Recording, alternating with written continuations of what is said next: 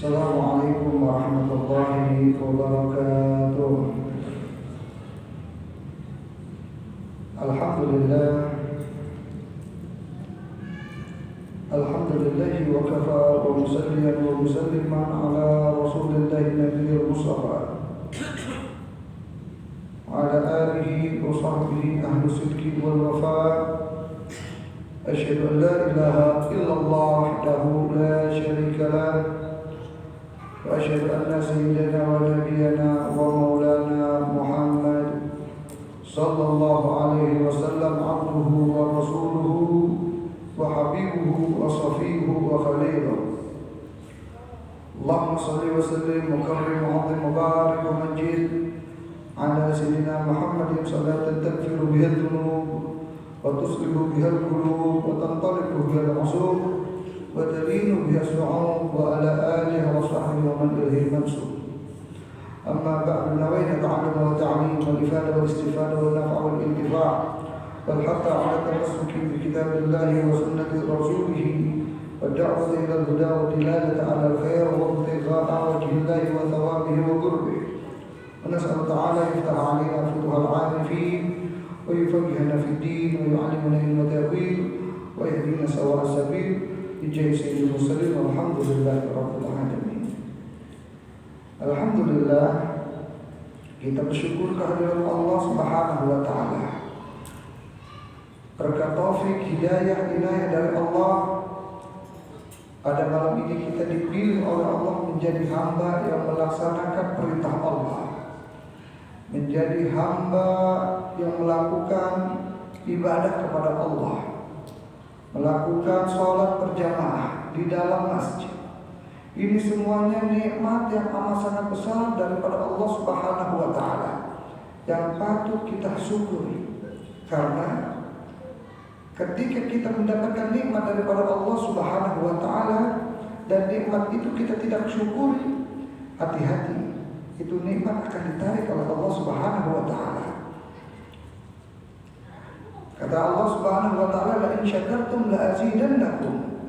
Apabila kalian bersyukur atas nikmatku, la azidannakum, maka niscaya nikmat kalian bukan hanya ditetapkan oleh Allah, tapi bahkan ditambah oleh Allah Subhanahu wa taala. La in syakartum la azidannakum wa in kafartum inna 'adzabi lasyadid. Alhamdulillah ala ni'matillah. Pada malam ini kita dikumpulkan oleh Allah Subhanahu wa taala dalam keadaan sehat walafiat, dalam keadaan takwa taat kepada Allah. Insyaallah kita diistiqomahkan oleh Allah untuk beribadah dan taat kepada Allah Subhanahu wa taala. Amin ya rabbal alamin. Hadirin rahimakumullah. Alhamdulillah, sekarang kita berada di bulan yang mulia. Sekarang kita berada di bulan Muharram, Syahrul Muharram. Sekarang kita berada di bulan Muharram. Ini Muharram bulan yang amat sangat mulia, dan Allah memuliakan orang yang memuliakan bulan Muharram dengan beribadah, dan Allah menghinakan orang yang menghinakan bulan Muharram dengan maksiat. Sebab kata Allah Subhanahu wa taala dalam kitab suci Al-Qur'an, "A'udzubillahi minasyaitonir rajim. Inna 'iddatash shuhuri indallahi 12 syahra fi kitabillah yawma khalaqas samawati wal ardh minha arba'atun hurum dzalika ad-dinul qayyim fala tadlimu fihinna anfusakum." Allah jelaskan di dalam kitab suci Al-Qur'an, "Inna iddatash shuhur indallahi 12 syahra." Sesungguhnya bilangan bulan di sisi Allah Subhanahu wa taala itu ada 12 bulan. Minha arba'atun hurum, dan di 12 bulan itu dalam satu tahun ada 4 bulan yang mulia. Di sini ulama berkata, salah satu wahidul fardhu. Letak bulan yang mulia yang 4 tadi ialah 3 bulan datangnya berturut-turut dan 1 bulan datangnya menyendiri. Apa saja kata ulama? Yaitu yang bulan pertama bulan Dzulqa'dah, Dzulhijjah dan Muharram. Bulan Dzulqa'dah, bulan Dzulhijjah dan juga bulan Muharram. Sekarang ini kita bulan Muharram, alhamdulillah. Dan satu lagi wahidul fardhu, dan 1 bulan terpisah, yaitu bulan Rajab. Nah sekarang alhamdulillah kita berada di bulan Syahrul Muharram, di bulan Muharram, bulan yang amat sangat dimuliakan oleh Allah Subhanahu wa taala. Kenapa? Karena di dalam tafsir Baghawi di situ dijelaskan orang yang beribadah di 4 bulan yang dimuliakan oleh Allah, yaitu bulan Dzulqa'dah, bulan Dzulhijjah, bulan Muharram dan juga bulan Rajab, pahala amal ibadahnya dilipat gandakan oleh Allah.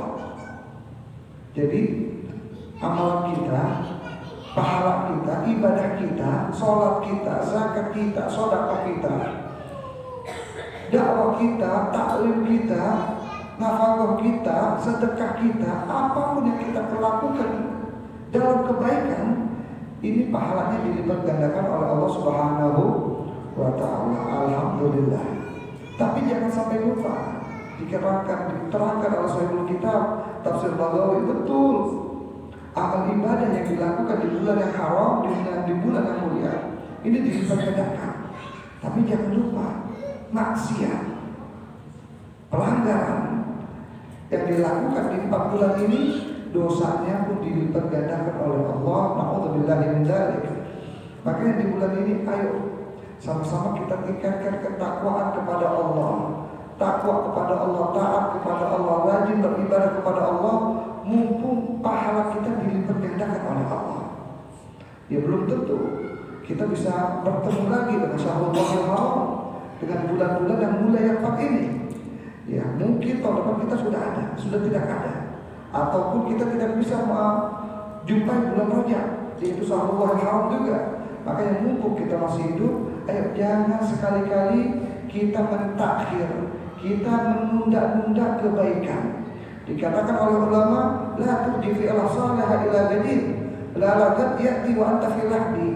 Janganlah kalian menunda-nunda pekerjaan baik kepada besok aja.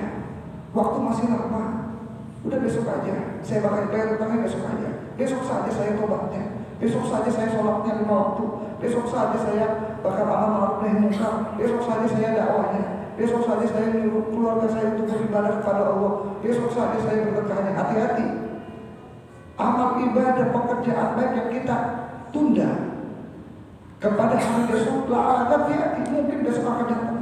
Wa anta fil lahdi, tapi kamu udah ada di tiang lahat. Jadi tidak ada jaminan kamu ini besok masih hidup. Ya, nggak ada jaminan kita ini besok masih hidup. Ketika kita masih hidup, mumpung kita masih hidup, di situ kita punya kesempatan untuk bertobat kepada Allah. Di situ kita punya kesempatan kita tingkatkan ibadah kita kepada Allah. Jangan nunggu besok. Besok akan datang, tapi takutnya kita yang udah ada tiang lahat. Na'udzubillahi min dzalik. Ada kisah pendek, tapi amat sangat menakjubkan. Dikisahkan ada orang yang musrif fil ma'asi, terlalu banyak beliau bermaksiat. Ada orang maksiat terus, beliau banyak bermaksiat. Suatu malam dia dinasihati oleh kawannya, wahai kawanku, ayo kamu bertobat kepada Allah, tinggalkan maksiat, kita udah tua, mau apa lagi, apa yang dicari, kita udah mau tanah kalau masa kita, mau apa lagi kamu, ayo bertobat kepada Allah. Akhirnya itu orang tua bilang apa, besok pagi saya bakal tobat. Sekarang kan enggak, besok pagi aja, bangun tidur saya bakal tobat. Tahu-tahu dia tidur nggak bangun lagi, alias dia tidur nggak bangun lagi, meninggal dalam keadaan belum tobat kepada Allah Subhanahu wa ta'ala, masih berlumuran dosa. Ya na'udzubillahi min dzalik. Makanya alhamdulillah ini bulan yang mulia, bulan Muharram, bulan yang mulia, yang mana Allah memuliakan hamba-hambanya di bulan Muharram. Banyak sekali kejadian yang kita bisa ambil hikmahnya dan ibrah pelajaran yang terjadi di bulan suci Muharram. Apa kata Allah Subhanahu wa taala, a'udzubillahi minasyaitonir rajim, wa kullan naqussu 'alaika min anba'i rusuli ma nuthabbitu bihi fu'adaka. Kata Allah Subhanahu wa taala berkata kepada kasihnya Sayyidina Muhammad sallallahu alaihi wasallam, wa kullan naqussu 'alaika min anba'i rusuli, wahai Rasulullah, wahai Nabi Muhammad, telah aku berikan kisah-kisah para anbiya, para rasul kepadamu di dalam kitab suci Al-Qur'an. Supaya apa? Manusabbitu bihi fu'adaka, supaya aku memberikan ini kisah supaya mantap kamu punya jiwa. Ketika kita melihat kisah-kisah para orang soleh, kita melihat kisah-kisahnya para nabi dan juga para rasul, ini bisa menjadikan kita bisa ambil hikmah dan pelajaran. sehingga hati kita semakin matang dan kokoh. Itu ialah di antara hikmah yang Allah berikan di dalam kitab suci Al-Quran, yaitu kisah-kisahnya para rasul dan juga para anbiya, supaya ketika kita membaca dan kita bisa mengambil hikmah dan pelajaran dari kisah tersebut, jiwa kita menjadi kuat, jiwa kita menjadi mantap. Makanya banyak sekali kisah yang terdapat di bulan suci Muharram. Di antaranya kejadian yang terjadi di bulan suci Muharram ialah Allah Subhanahu wa taala menerima taubatnya Nabi Allah Adam. Allah menerima taubat Nabi Allah Adam. Kenapa Allah menerima taubat Nabi Allah Adam? Apakah Nabi Allah Adam sebelumnya bermaksiat kepada Allah? Apakah sebelumnya Nabi Allah Adam melanggar perintah Allah, durhaka kepada Allah, melakukan dosa? Iya. Diterangkan oleh Allah dalam Al-Quran. Nabi Allah Adam ketika beliau diciptakan oleh Allah Subhanahu wa taala beserta isinya di dalam surga, akhirnya Allah bilang, wahai Adam, kamu mau melakukan apapun, tafadhol, terserah, tapi jangan sampai kamu berdua mendekati ini pohon khuldi, wala taqrabu hadhihi syajarah. Wahai Adam, wahai Hawa, kamu melakukan apapun di dalam surga boleh, akan tetapi wala taqrabu hadhihi syajarah, kamu enggak boleh, kamu dilarang untuk mendekati ini pohon khuldi, mendekatinya aja enggak boleh, apalagi makan buahnya. Wala taqrabu hadhihi syajarah, kamu jangan dekat ini pohon. Akhirnya apa terjadi? Waswasalahum syaitan. Akhirnya syaitan ini menggoda Nabi Allah Adam dan juga Siti Hawa. Untuk apa? Untuk melanggar perintah Allah. Untuk apa? Supaya Nabi Adam dan Siti Hawa tidak taat kepada Allah, melakukan apa yang dilarang oleh Allah, melakukan maksiat dan dosa. Akhirnya Nabi Allah Adam terus dirayu oleh syaitan dan juga Siti Hawa. Dibujuk Nabi Allah Adam oleh syaitan. Akhirnya ditanya, wahai Nabi Adam, apakah kalian tahu kenapa kalian oleh Allah Subhanahu wa taala dilarang untuk memakan buah khuldi? Apakah kalian tahu alasannya? Tidak tahu. Wahai Adam, perlu kamu ketahui bahwasanya kalau kamu makan ini buah khuldi, kamu menjadi orang yang kekal. Kamu menjadi orang yang tidak bakalan mati. Kamu bisa hidup selamanya. Ini keistimewaan buah khuldi. Kalau kamu makan, kamu akan hidup selamanya, kekal abadi, tidak akan mati, tidak akan meninggal dunia. Akhirnya terus dirayu ini Nabi Allah Adam dan Siti Hawa oleh setan, dengan rayuan-rayuan setan. Akhirnya Nabi Allah Adam dan Siti Hawa memakan buah khuldi. Akhirnya ketika Nabi Allah Adam dan Siti Hawa memakan buah khuldi, ditegur oleh Allah Subhanahu wa taala. Alam anharkuma, bukankah aku telah melarang kalian berdua ini untuk memakan buah khuldi? Kenapa kalian masih makan? Akhirnya apa yang terjadi? Apa yang Allah lakukan kepada orang yang melanggar perintahnya? Apa yang Allah lakukan kepada orang yang berbuat dosa? Apa yang Allah lakukan kepada orang yang tidak taat kepadanya? Diusir Nabi Allah Adam dan Siti Hawa dari surga. Nabi Allah Adam, Siti Hawa diusir dari surga karena perbuatan satu dosa, yaitu memakan buah khuldi. Kita pikir Nabi Allah Adam dan Siti Hawa dosanya satu, cuma makan buah khuldi diusir dari surga. Nah kita sekarang dosanya banyak, maksiatnya banyak, ibadahnya jarang, pengen masuk surga. Kira-kira bisa atau enggak? Insya Allah ya, dengan kita rajin beribadah kepada Allah, taat takwa kepada Allah, dan banyak bersolawat dan juga mengikuti sunnah-sunnahnya Rasulullah, kita akan mendapatkan rahmat yang banyak daripada Allah dan dimasukkan Allah ke dalam surganya Allah Subhanahu wa ta'ala. Amin ya rabbal alamin. Nah, setelah diusir Nabi Allah Adam dan Siti Hawa ke dunia, Nabi Adam di dalam riwayat ditaruh oleh Allah itu di negeri Hindia, dan Siti Hawa ditaruh di negeri Jeddah. Jadi Jeddah itu artinya nenek moyang. Ya Jeddah itu bahasa Arab. Ya, di situ ditaruhnya oleh Allah, diturunkannya Siti Hawa di negeri Jeddah, jadi Arab Saudi sana. Dan itu apa yang terjadi? Nabi Allah Adam ditaruh di negeri Hindia. Lama tidak berjumpa, dijauhkan oleh Allah Subhanahu wa taala. Bertobat Nabi Adam kepada Allah Subhanahu wa taala, tidak diterima tobatnya. Setelah bertahun-tahun, puluhan tahun, tobatnya tidak diterima oleh Allah Subhanahu wa taala. Akhirnya dalam Al-Quran dikatakan oleh Allah, "Fatalaqa Adamu min rabbih kalimat fataba alaih." Nabi Allah Adam pernah suatu ketika berdoa kepada Allah, bertobat kepada Allah, dan dengan doa itu tobatnya diterima oleh Allah Subhanahu wa taala. Doa apa itu? Nabi Adam berdoa, "Rabbana zalamna anfusana wa illam taghfir lana wa tarhamna lanakunanna minal khasirin." Ini doanya Nabi Adam. Doanya Nabi Adam yang dipanjatkan kepada Allah, dan Allah dengan doa ini menerima tobatnya Nabi Adam. Dan Allah menerima tobatnya Nabi Adam ini terjadi di bulan Muharram. Seperti sekarang ini di bulan Muharram. Jadi ini bulan Allah menerima tobat hambanya. Sebanyak apapun dosa kita, insya Allah rahmat Allah lebih banyak. Seluas apapun dosa kita, insya Allah rahmat Allah lebih luas. Yang penting kita mau bertobat dengan sungguh-sungguh, taubatan nasuha, jangan tobat sambal. Iya, cuma ingat doang kita bertobat kepada Allah. Udah sehari, 2 hari, 3 hari kita lupa, kita bermaksiat lagi. Ya ini namanya bukan taubatan nasuha. Taubatan nasuha itu namanya tobat, itu syarat tobat itu ada 4. Iya, al-iqla wal an-nadam, yaitu menyesali tobat. Wal iqla wal azam alla ya'ud, itu kita bilang ini pekerjaan bukan pekerjaan kita lagi, kita lupakan itu pekerjaan. Wal azam alla ya'ud, dan kita bertekad tidak sekali-kali mengerjakannya lagi. Itu syarat tobat. An-nadam wal iqla wal azam alla ya'ud, kita menyesali kita punya dosa dan kita buang ini perbuatan dosa ini daripada diri kita, kita lupakan maksudnya, dan kita berjanji dan kita azam niatkan bertekad agar tidak melakukan itu dosa. Yaitu syaratnya taubat. Dan satu lagi, kalau kita ada berkaitan dengan manusia, yaitu raddul mazalim, yaitu kita mengembalikan hak orang yang kita zalimi.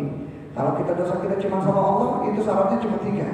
An-nadam wal azam, an-nadam wal iqla wal azam alla ya'ud, yaitu kita menyesali dosa kita melepaskan itu pekerjaan dosa daripada diri kita, maksudnya kita tinggalkan dan kita jangan ingat-ingat lagi, kita anggap itu bukan pekerjaan kita. Dan yang terakhir, kita bertekad untuk tidak melakukannya lagi.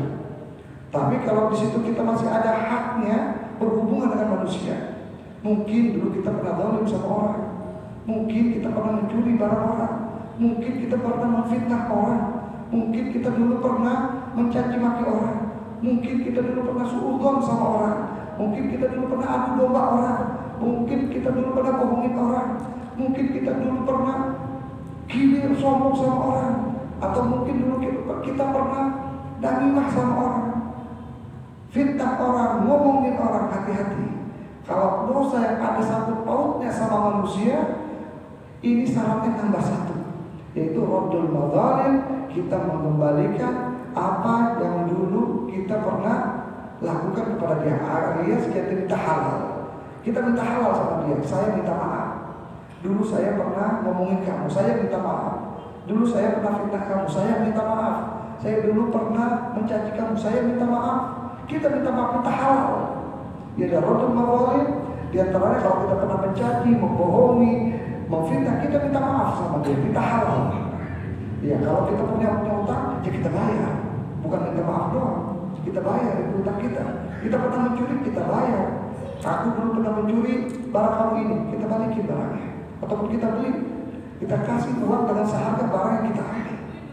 Nah, ini kejadian tobatnya Nabi Allah Adam terjadi pada bulan Muharram.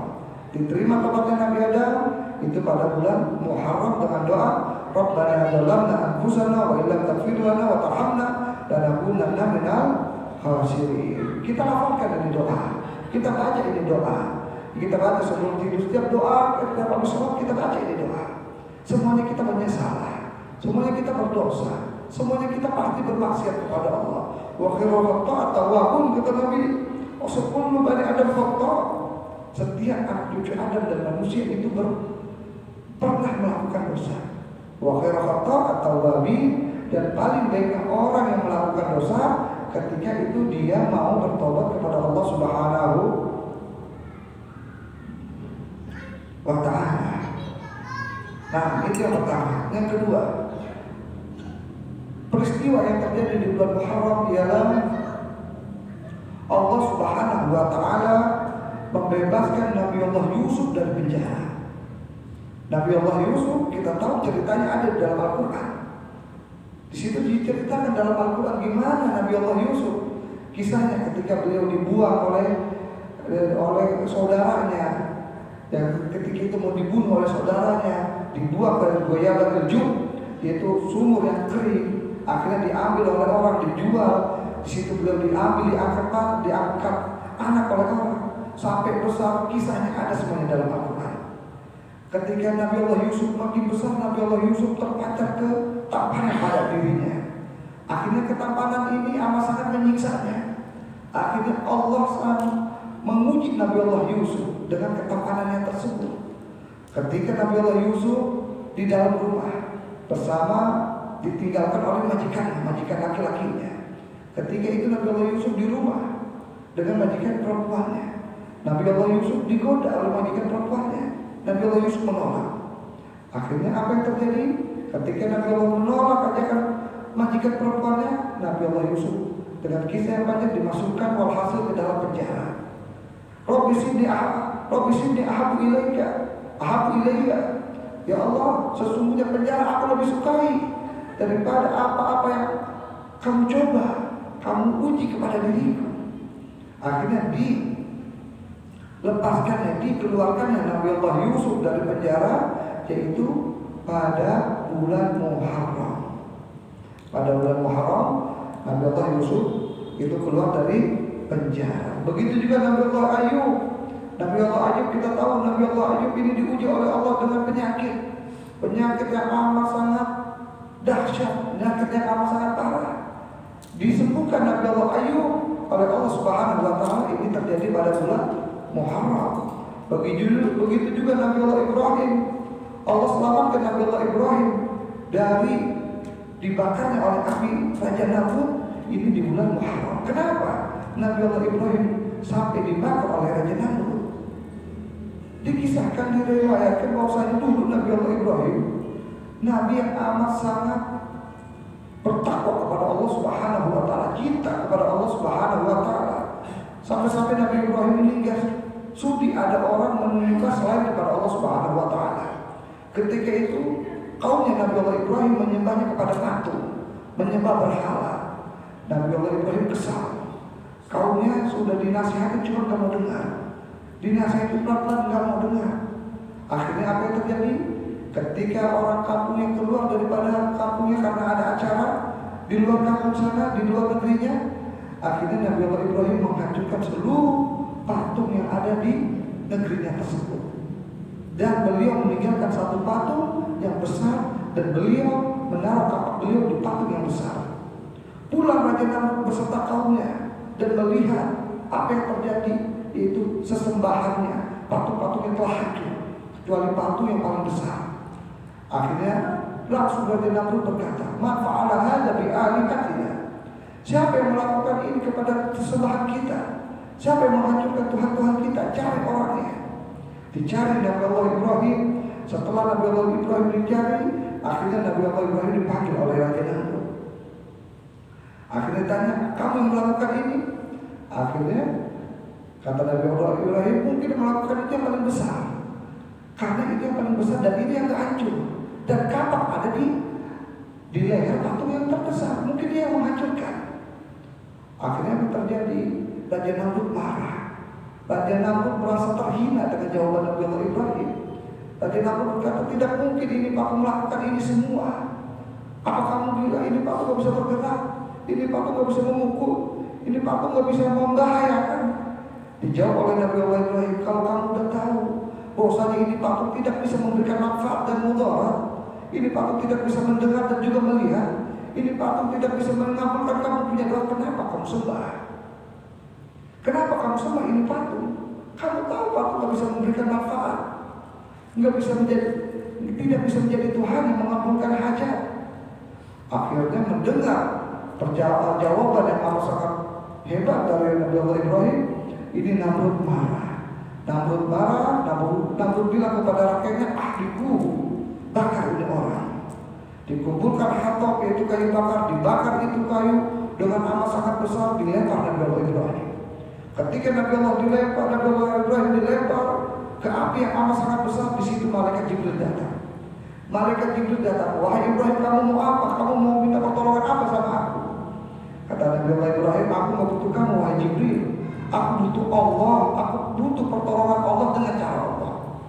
Kata Nabi Allah Ibrahim, aku butuh Allah, aku butuh pertolongan Allah dengan cara Allah. Akhirnya diberikan pertolongan dari Allah Subhanahu wa Ta'ala dengan cara Allah. Dengan cara Allah. Cara Allah semua bahkan bisa terjadi. Tidak ada syai'an yaqulu lahu kun fayakun. Allah kalau sudah berkehendak, apapun bisa terjadi, tidak ada yang mustahil bagi Allah. Ketika Nabi Allah Ibrahim mau nyampe kepada api, Allah berkata kepada api ketika itu, ya nar kuni bardan wa salaman ala Ibrahim. Wahai api, atas kehendakmu, atas kuasaku, jadilah kamu api yang dingin dan api yang bisa memberikan keselamatan atas Nabi Allah Ibrahim. Ulama berkata, ketika itu untung Allah bilang bardan wa salaman. Allah bilang dingin dan juga bisa menyelamatkan. Kalau saja ketika itu Allah hanya bilang bardan ala Ibrahim, Allah bilang yang dingin doang, mungkin Nabi Allah Ibrahim bakal mati karena kedinginan di dalam api itu. Tapi Allah bilang bardan wa salaman, dingin dan juga menyelamatkan ala Ibrahim atau Nabi Allah Ibrahim. Dalam riwayat Nabi Allah Ibrahim ketika itu dibakar 40 hari.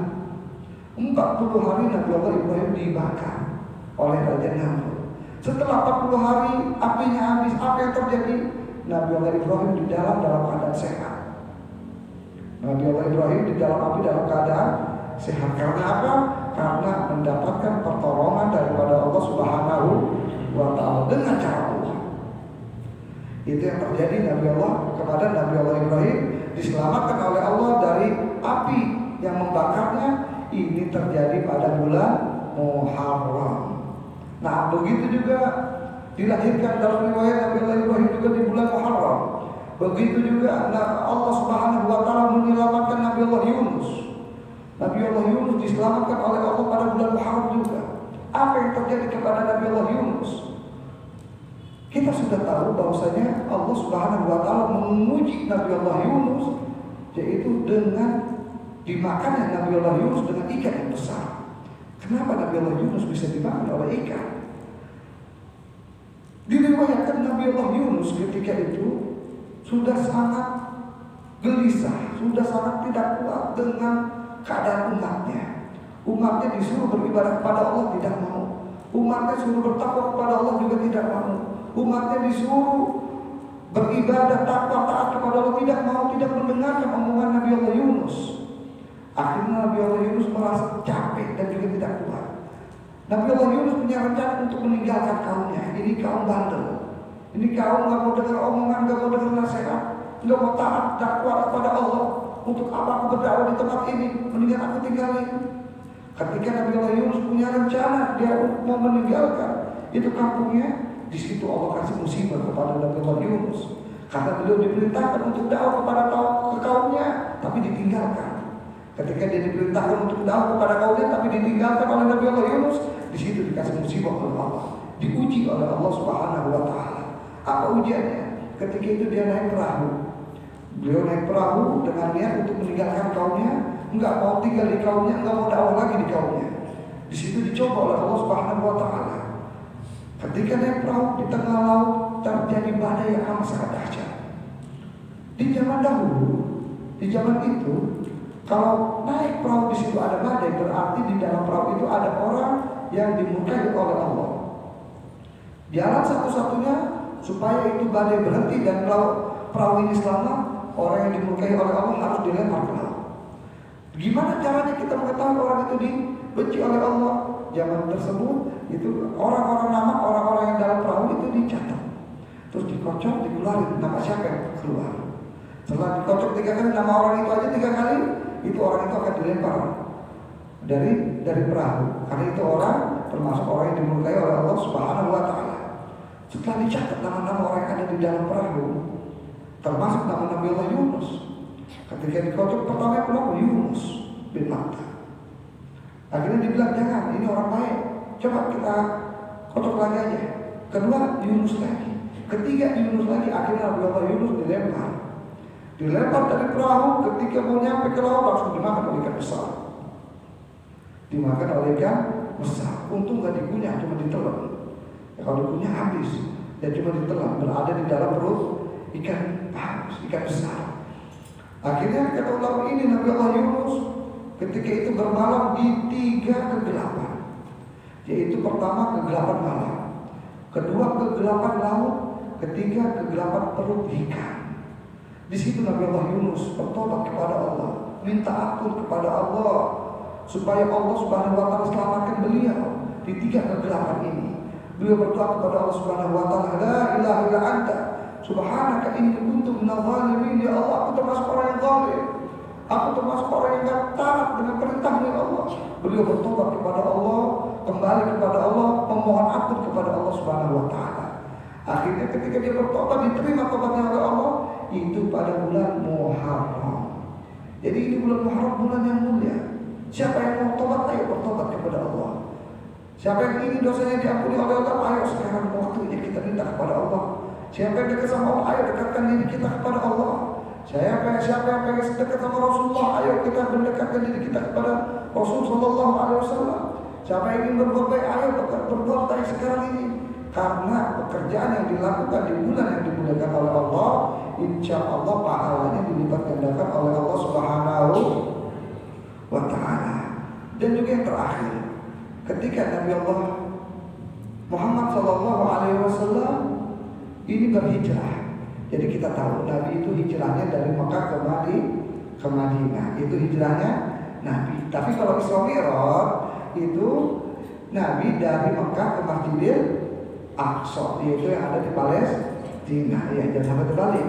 Kalau hijrah dari Mekah ke Madinah. Kalau Isra Mi'raj dari Mekah ke Masjidil Aqsa yang ada di Palestina. Nah, ketika Nabi hijrah, umur Nabi ketika hijrah yaitu 53 tahun. Nabi diperintahkan hijrah, didirikan hijrah oleh Allah ketika beliau berumur 53 tahun. Nabi hijrah ke Madinah. Ketika Nabi ke Madinah, Nabi melihat orang Yahudi lagi berpuasa. Ditanya oleh Nabi SAW, kenapa kamu berpuasa di hari ini? Kata dia, ini hari yang berkah. Kenapa? Karena di hari ini Allah menyelamatkan Nabi Allah Musa dari kejaran Fir'aun. Yaitu itu bulan Muharram, itu puasa Asyura. Ya, puasa Asyura yang kemarin kita lakukan insya Allah. Ya, bahkan itu kata Nabi SAW, orang puasa Asyura itu pahalanya kata Nabi SAW, ahtasibu an yukaffira sanatan tamadiyah. Nabi berharap dosa orang yang puasa Asyura 1 tahun yang lalu diampuni oleh Allah Subhanahu wa taala. Iya. Sampai Nabi bilang apa? Lain begitu, lagadi la asmana ta'asa, kata Nabi sallallahu alaihi wasallam.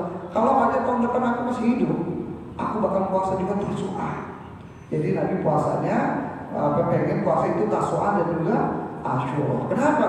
Supaya membedakan dirinya dengan ibadahnya orang Yahudi. Yahudi puasanya cuma Asyura doang. Nabi pengen kita ini beda. Ketika orang Yahudi cuma Asyura, kita Tasu'ah dan juga Asyura. Ya, jadi ada perbedaan karena Nabi nggak mau kita ini punya bersama sama orang Yahudi. Nah, begitulah yang terjadi kepada Nabi Allah Musa. Nabi Allah Musa kita tahu beliau Nabi yang amat sangat dicintai oleh Allah Subhanahu wa taala sampai beliau punya mukjizat wa qallama Allah Musa taklima. Nabi Allah Musa punya mukjizat, beliau bisa ngomong langsung sama Allah. Bisa ngomong langsung sama Allah. Beliau naik ke Bukit Tursina, di situ beliau bisa ngomong langsung sama Allah, bermunajat, ngobrol sama Allah. Nabi Allah Musa di antara mukjizat beliau. Ketika Nabi Allah Musa diuji oleh Allah Subhanahu wa taala, yaitu beliau hidup di kalangan raja yang amat sangat zalim, yaitu Fir'aun. Yang mana Nabi Allah Musa amat sangat diintimidasi oleh Fir'aun, dihina oleh Fir'aun. Akhirnya Nabi Allah Musa dikejar, ingin dibunuh oleh Fir'aun. Ketika Nabi Allah Musa dikejar oleh Fir'aun, di depannya laut. Di depannya laut, di belakangnya rombongan Fir'aun yang ingin membunuh rombongan Nabi Allah Musa. Ketika itu rombongan Nabi Allah Musa sudah bingung, sudah gelisah. Apa kata kelompoknya Nabi Allah Musa? Inna lamudrakun, wahai Nabi Musa, kita akan ditangkap oleh Fir'aun. Kita udah gak bisa lagi, cara lagi mau lari kemana? melari ke belakang pasti ketangkap. Belakang rumah Fir'aun, ke depan ini sungai Nil yang sangat dalam, kita bisa mati tenggelam di dalamnya. Apa kata Nabi Musa? Inna ma'iya Rabbi sayahdi. Aku punya Tuhan, yang mana Tuhanku ini akan memberikan petunjuk kepada diriku. Akhirnya diwahyukan oleh Allah Subhanahu wa taala kepada Nabi Musa beralki asok untuk melemparkan beliau punya tongkat. Kemana dilemparkan? Ke laut. Tuh Nabi Allah Musa, kita lihat, kita ambil pelajaran kepada Nabi Allah Musa. Diperintahkan apapun oleh Allah dilakukan tanpa banyak protes dan nanya. Kalau kita ketika itu apa yang terjadi kepada kita? Depan laut, belakang musuh. Disuruh Allah lempar kayu, pasti kan ngomong kita ini mau selamat, ngapain lempar kayu? Enggak nyambung. Nabi Allah Musa nggak protes, nggak banyak nanya. Yang namanya perintah Allah pasti baik buat dirinya. Apapun perintah Allah baik buat dirinya. Jangan banyak nanya, jangan banyak protes. Allah lebih paham. Ini hamba Allah. Allah itu sang pencipta. Allah tahu apa yang baik buat kita. Akhirnya disuruh lemparin wahai Musa, kamu punya tongkat. Dilempar tongkat Nabi Allah Musa dengan izin Allah, dengan kuasa Allah, itu laut terbelah dua. Bukan terbelah dua saja, tapi itu laut dia punya tanah nggak licin, nggak ada lumpurnya. Sehingga ketika melewati kelompok Nabi Allah Musa, ini tanahnya sudah nggak licin, nggak ada lumpurnya, nggak ada yang terpeleset. Ketika Nabi Allah Musa dan kaum telah melewati ini sungai Nil, akhirnya dengan izin Allah Subhanahu wa taala, ketika rombongan Fir'aun lewat di tengah-tengah, Allah kembalikan ini sungai menjadi semula. Diwafatkan ini si Fir'aun, mati Fir'aun dalam keadaan tenggelam di sungai Nil. Kenapa? Karena di antara yang mukjizatnya Nabi Allah Musa itu dengan membelah lautan. Kapan itu terjadi? Di bulan Muharram. Ya, jadi kita ini pelajaran yang harus kita amalkan. Ya, begitu juga Nabi Allah Idris diangkat derajatnya oleh Allah di bulan Muharram. Begitu juga Nabi Allah Isa diangkat terangkat oleh Allah di bulan Muharram. Dan juga yang lainnya. Kisah-kisah para anbiya banyak sekali yang diselamatkan oleh Allah, yang diberikan kabar gembira oleh Allah itu di bulan Muharram. Makanya ini bulan yang mulia, yuk sama-sama kita muliakan ini bulan dengan beribadah kepada Allah. Ya, apalagi kemarin namanya ada lebaran anak yatim ya, di Asyura. Nah, lebarannya anak yatim. Kita sayangi itu anak yatim. Wa yas'alunaka 'anil yatama, qul islahu lahum khair. Kata Nabi SAW, kata Allah Subhanahu wa taala, ketika mereka bertanya kepada kamu wahai Muhammad tentang anak yatim. Jadi Nabi ditanya oleh orang Yahudi tentang anak yatim. Apa yang kamu harus lakukan wahai Muhammad kepada anak yatim? Qul islahu lahum khair. Katakan wahai Muhammad bahwasanya kamu memberi kemaslahatan kepada anak yatim ini suatu kebaikan. Akhirnya apa yang terjadi? Ini suatu kebaikan. Makanya anak yatim kalau kita perhatikan kita mendapatkan anugerah yang besar dari Allah. Apa kata Nabi Sallallahu Alaihi Wasallam? Ana wa kafilul yatim fil jannah kahatin. Aku bersama orang yang cinta sama anak yatim. Aku bersama orang yang sayang sama anak yatim, peduli sama anak yatim, suka membantu anak yatim.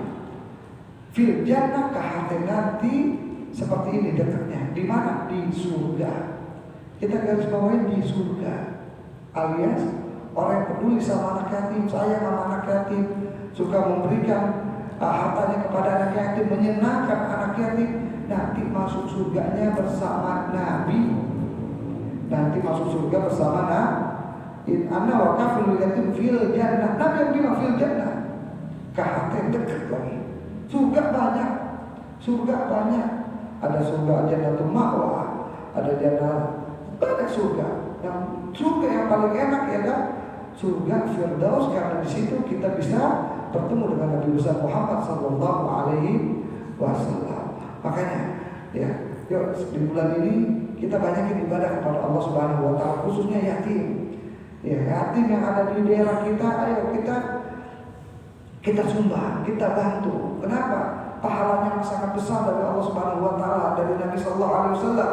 Kenapa Nabi amat sangat perhatian kepada orang yang cinta sayang kepada anak yatim, kepada orang yang peduli kepada anak yatim? Karena Nabi kita juga ketika beliau dilahirkan sudah dalam keadaan yatim. Jadi Nabi mengetahui, tahu gimana rasanya jadi yatim. Tahu Nabi gimana rasanya jadi yatim, sedihnya jadi yatim, sengsaranya jadi yatim, ya peranannya jadi yatim. Nabi tahu. Makanya Nabi kasih kabar gembira, kasih anugerah, kasih reward yang amat sangat besar kepada orang-orang yang peduli kepada anak-anak yatim.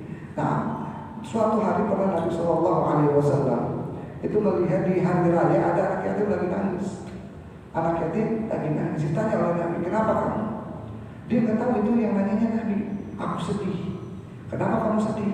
Ketika kawan-kawanku di hari raya punya baju baru, aku nggak punya. Ketika kawan-kawanku di hari raya makan makanan yang enak, aku nggak punya.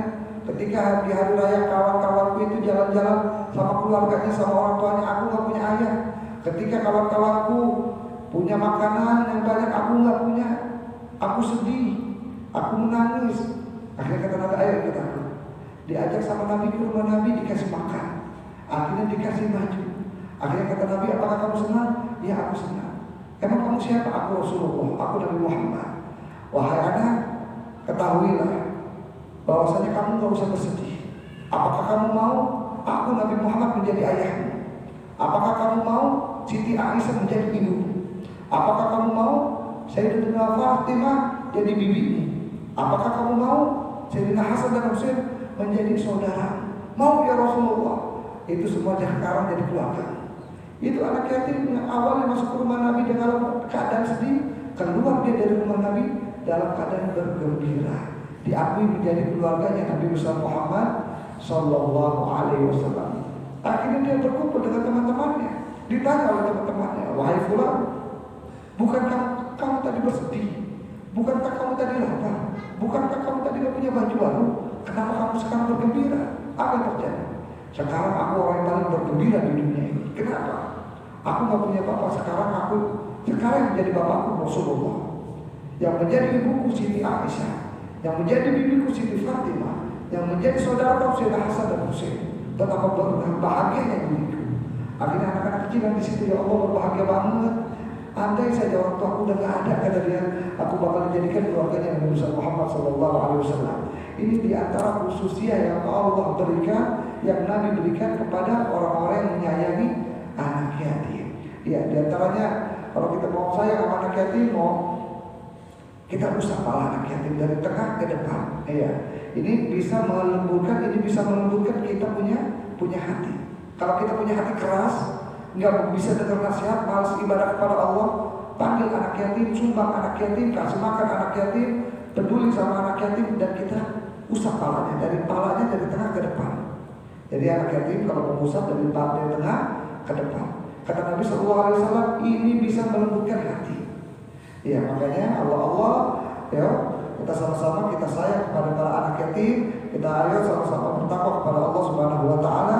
Semoga perkumpulan kita diberkahi oleh Allah Subhanahu wa taala, dipanjangkan umur kita, sehatkan badan kita, jauhkan bala penyakit daripada diri kita.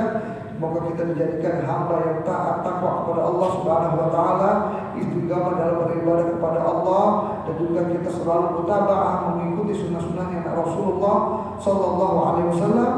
Mungkin hakada ini. Assalamualaikum warahmatullahi wabarakatuh. Alhamdulillah Allahumma salli ala sayyidina Muhammad wa ala sayyidina Muhammad. Allahumma ja'alna jama'a marhuma wa tafarraqna min ba'di tafarruqan ma'suma wa la taj'al fina wa la minna wa la ahad minna syakir wa la mahruma. Sallallahu ala sayyidina Muhammadin nabiyil ummi wa ala alihi wasallam. Alhamdulillah.